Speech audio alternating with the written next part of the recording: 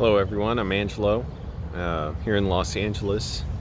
Been homeless for 2 months in Los Angeles, before that Northern Virginia for 6 months.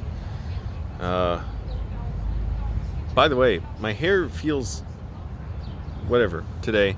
I put a bunch of tea tree oil, probably too much in my shampoo, so it's kind of runny now.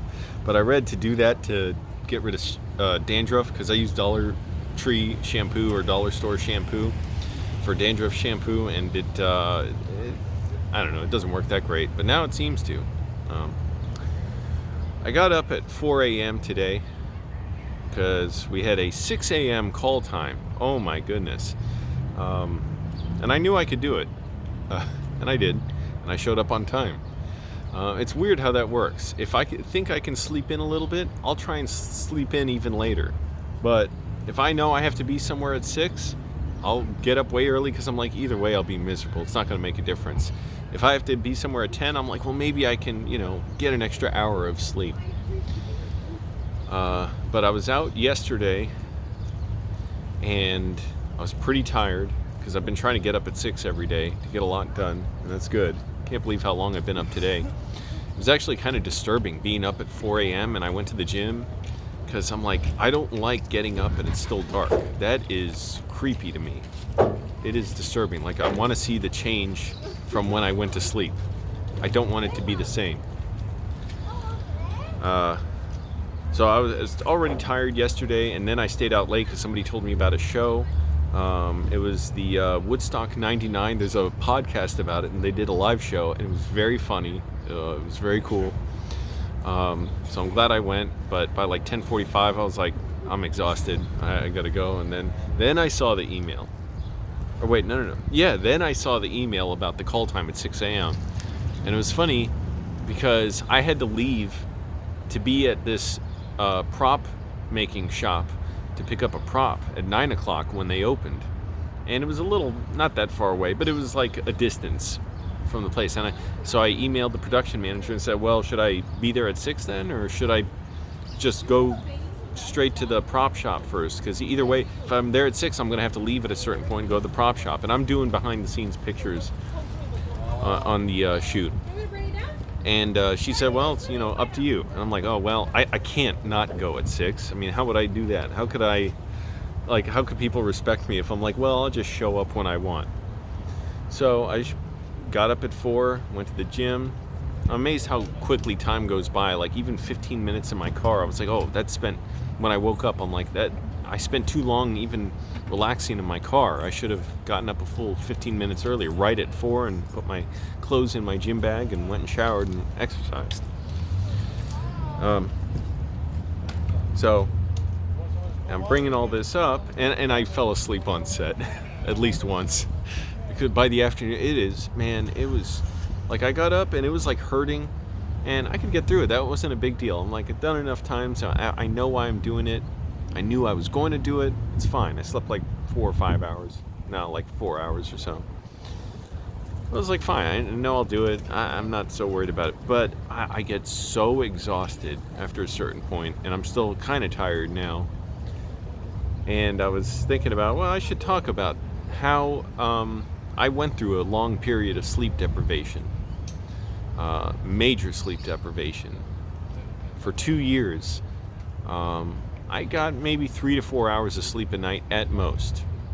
At the very least, there was one night where I could not sleep, so I was up for like 48 hours. But I don't know exactly, but I did not sleep that one night, so it was 24 hours into the next 24 hours. And even at that, I was only sleeping that whole period about 45 minutes a night. I was very sick. And I was sick for about 9 months. And I've talked about that story. I was disabled. I was in a lot of pain, excruciating pain. And I was in a mental hospital. And when I got out, I developed akathisia, which means a compulsive pacing. So I set my camera down on my phone so I can show you what it was like to do it. Gotta tilt this down. So basically, okay, you can imagine compulsive pacing, walking back and forth, but I was doing it like this, like, That seems really weird. I don't even like doing it now. I don't like doing it because I can remember that feeling of what it was like to constantly have to do that. To have to. It was a horrible compulsion, and I would be making that noise. 23 hours a day. And akathisia means, again, compulsive, like movement, like tapping the leg or whatever. It makes some people suicidal. Man, I was feeling like that. I was feeling horrible because it was torture. And thinking like, how do people live and not do this? Not compulsively pace 23 hours a day and scream and be incapable of driving, be barely capable of sitting or lying down. Because think about it, I'd try and lie down, couldn't do it. I would be screaming and have to get up again. I had and that's something about that always stayed in me, like that, like compulsive drive and energy. Like I can always recall it, and it's unfortunate. I wish I couldn't, because I don't want to remember what that was like, to know what it's like to like have even though I was horribly exhausted, not being able to sleep. But that part only lasted, I think, a full month. Now, that was a tough month. But even before that and after that, I was having major problems sleeping. Before that, when I started getting sick in August of 2012, I was 26, I think. 27. My ability to sleep was eroding by the night. So one day I could sleep this much, the next day it would be worse and worse, and this pain in me was getting worse and worse. It was a mental illness. I don't know exactly what it was. It stems from like a panic attack I had when I was 17, and had a lot of religious influences and delusions took hold in me. They were horrible. They've always lurked around within me. And they resurfaced badly, and when I got sick, I was like, oh, I know what's going on, and this is the worst, because I'm like, this time I won't have the strength to fight it back. I managed to deal with 2 bouts of it before. So, by the way, if you're a Christian, go through hell. Try and go through a long period of your life where you have no ability to relate to anybody because you're in excruciating pain, you're hallucinating, you have no ability to enjoy anything. I was struggling to swallow because I could barely want to eat, barely sleep, couldn't drive. I couldn't drive partly because my ability to react was so bad. Like, I knew I would crash the car. I would not be able to hit the brake at a red light.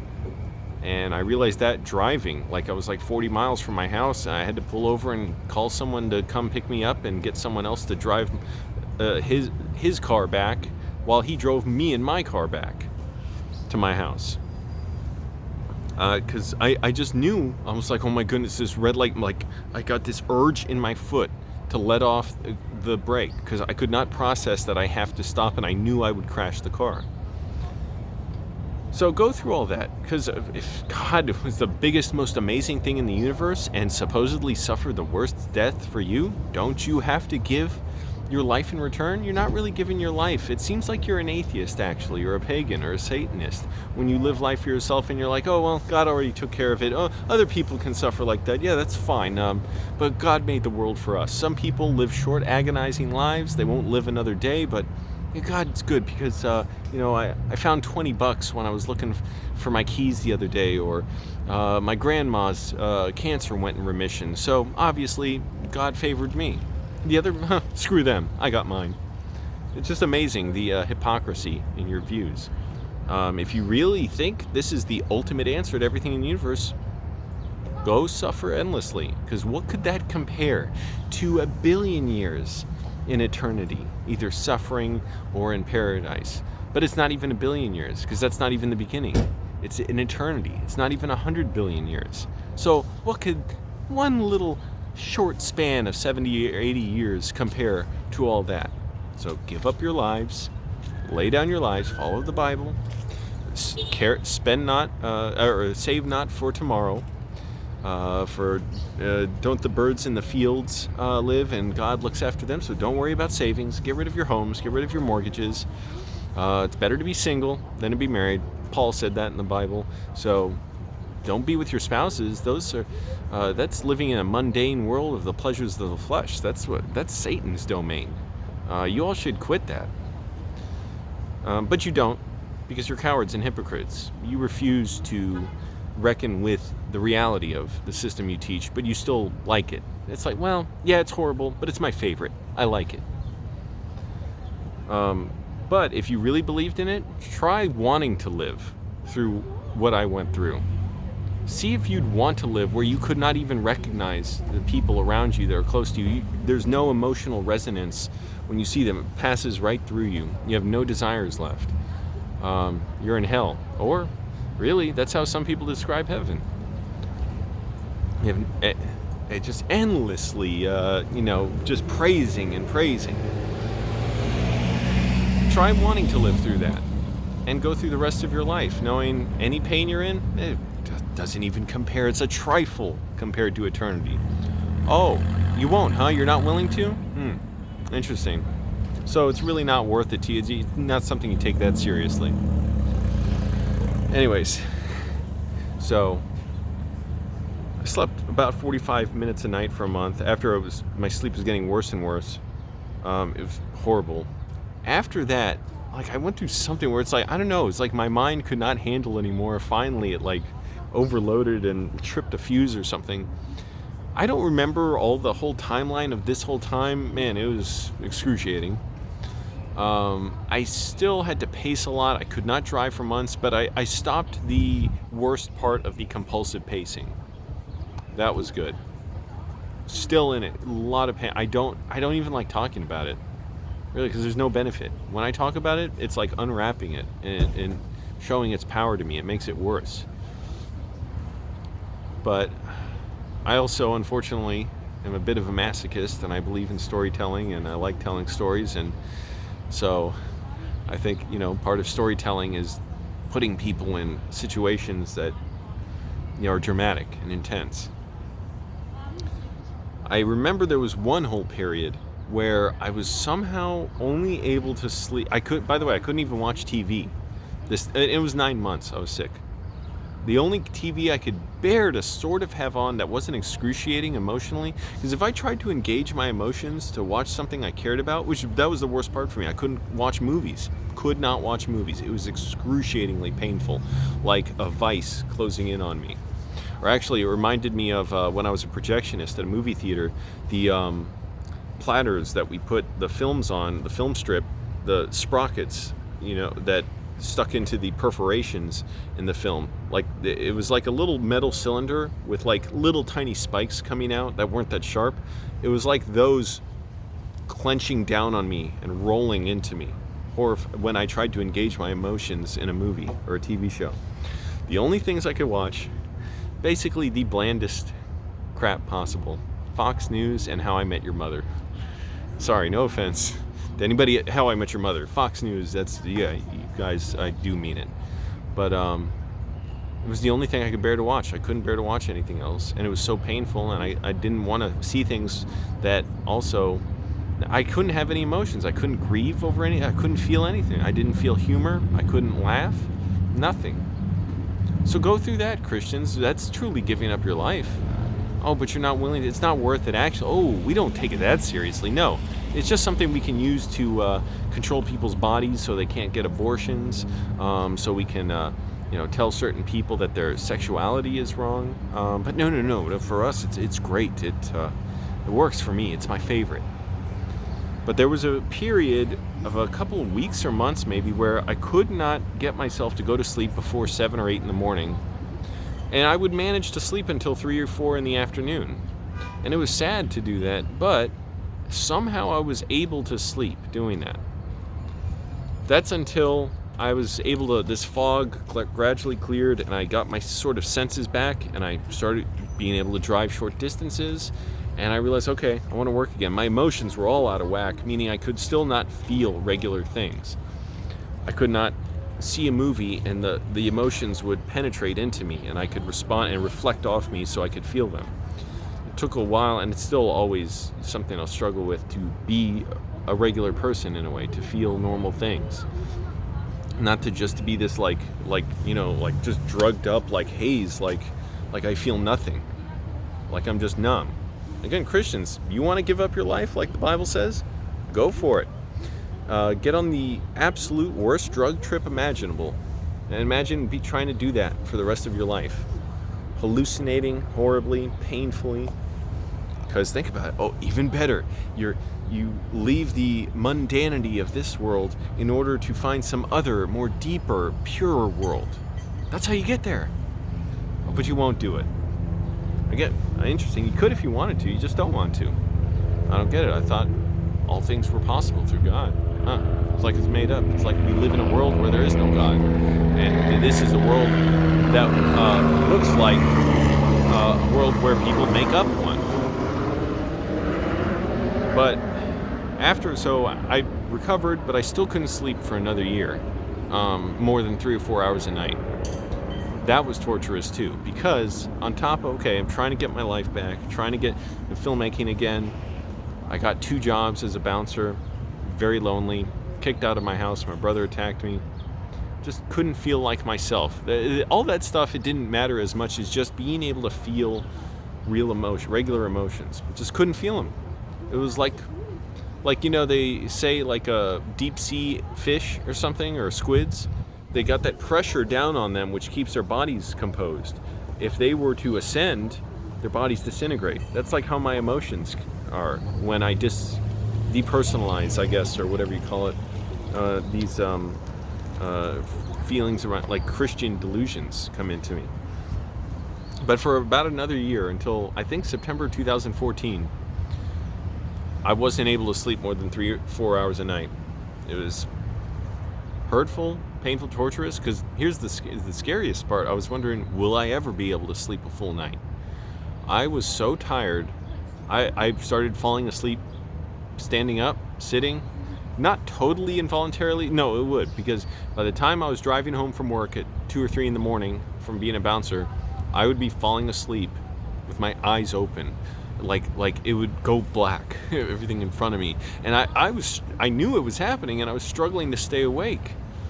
Now I know how to sleep in my car, so I'd be like, I'll just sleep in my car, take a nap there.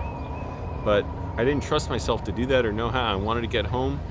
Man, I remember like nights where it felt like I will never feel as big a relief to get off work to be able to sleep. And I haven't felt that much of a need since, because that was when I was in my most sleep-deprived state chronically and working.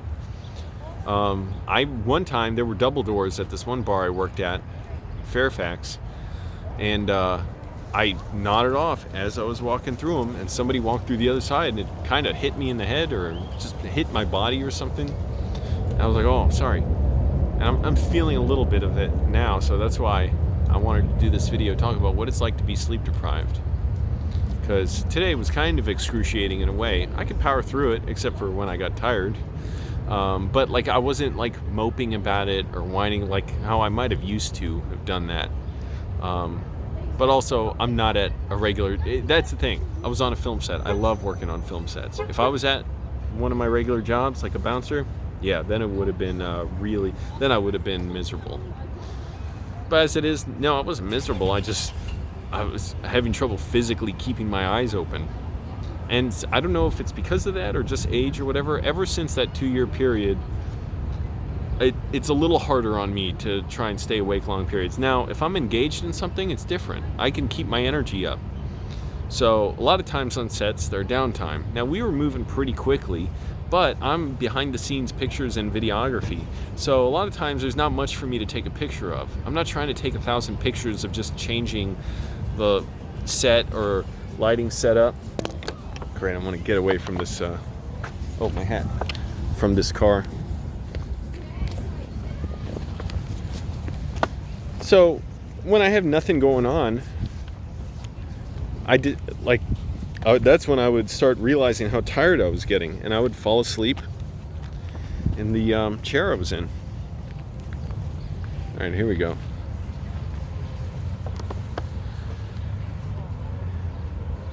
Oh, the mountains behind me over there too. That's cool.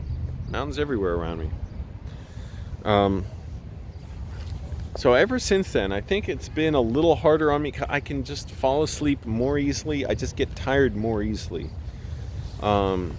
even when I was living in, even sleeping in a bed, I don't know what it was, sleeping in my bed, oh, first of all, let me back up. The other thing is, it was really difficult for me to deal with the fact that I'd be exhausted in the afternoons, absolutely exhausted when I lived in Annandale, and my body would not let up on the energy.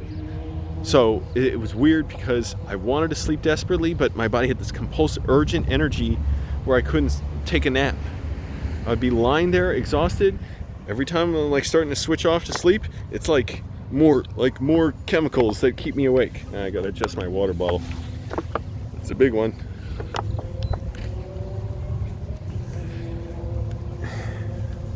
So it was like torturous because I'm trying to regain some kind of normal life, deal with the fact that I missed 9 months of my life, and then there was nothing to deal with in a way. You just gotta try and rebuild my life. I was very depressed, lonely, had very painful, vivid, sort of like flashbacks to certain things, moments of grief, whatever.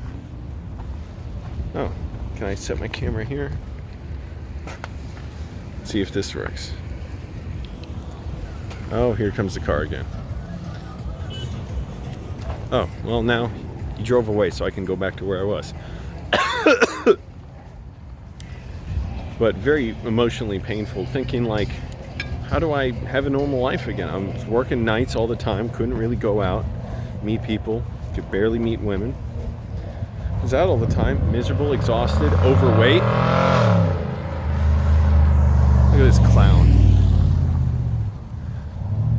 I nearly saw an accident today in a parking lot because somebody was speeding through, and it's like, how do you not know that when you go around a corner blind, there may be someone around it? So speeding around it is like saying, hey, I already know what's around the corner. I know there's no one there. Why? Because I want to go fast. Here, I'll pick a different spot so we get a little... Oh, something fell on my head. All right, let me level this. Cool.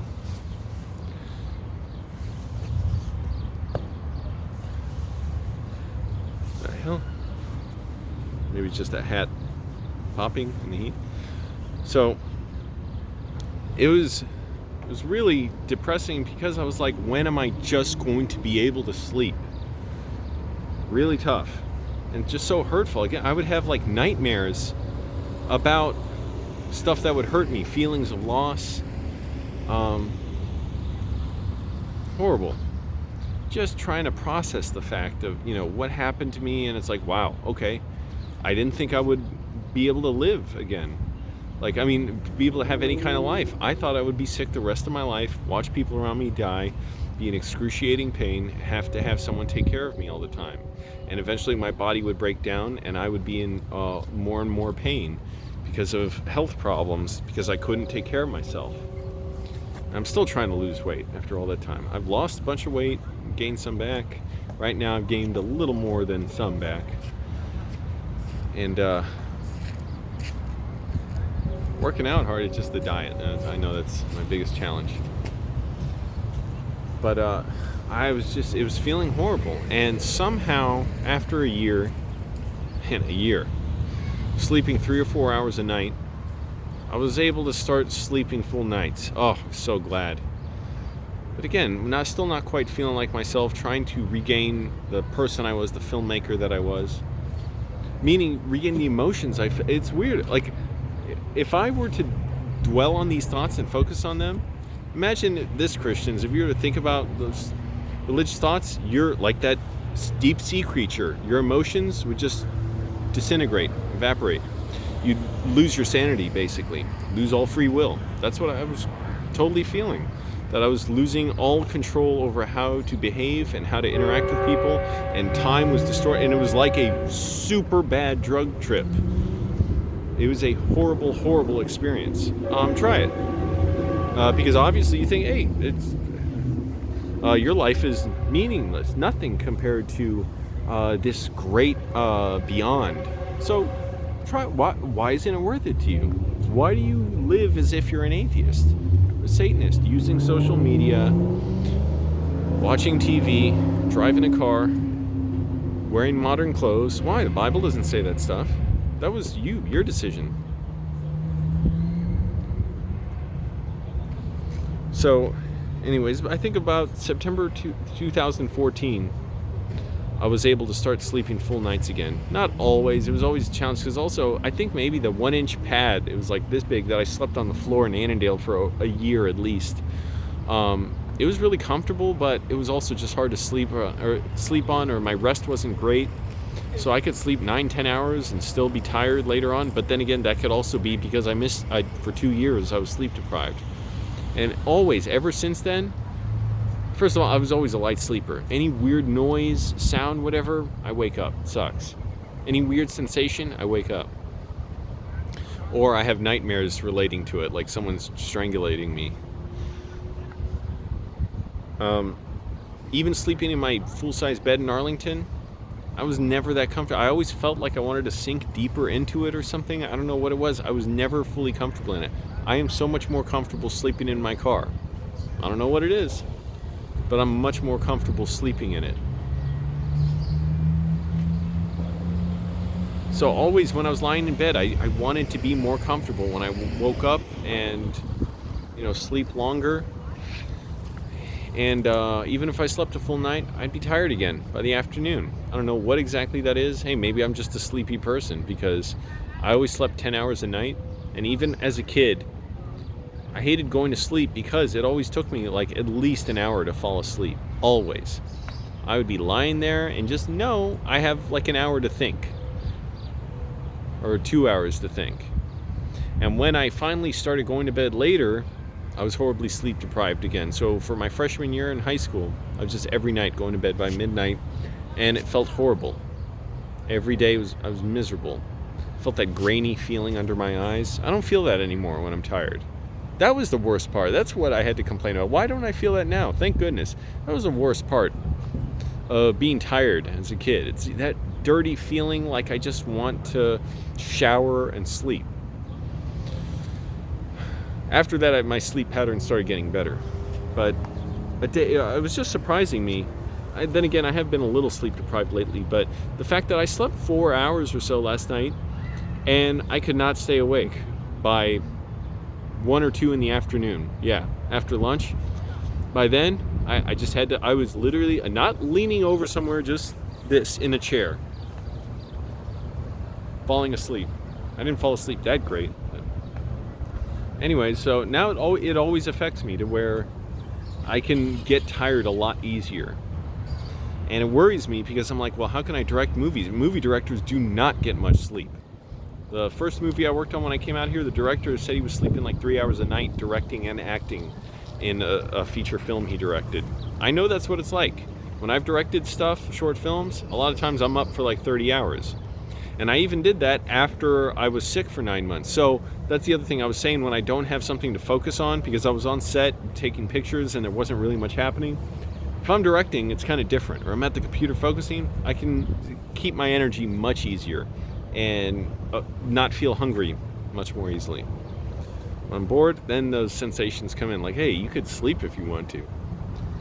So that's what it's like to barely sleep for 2 years. Thanks for watching, everybody.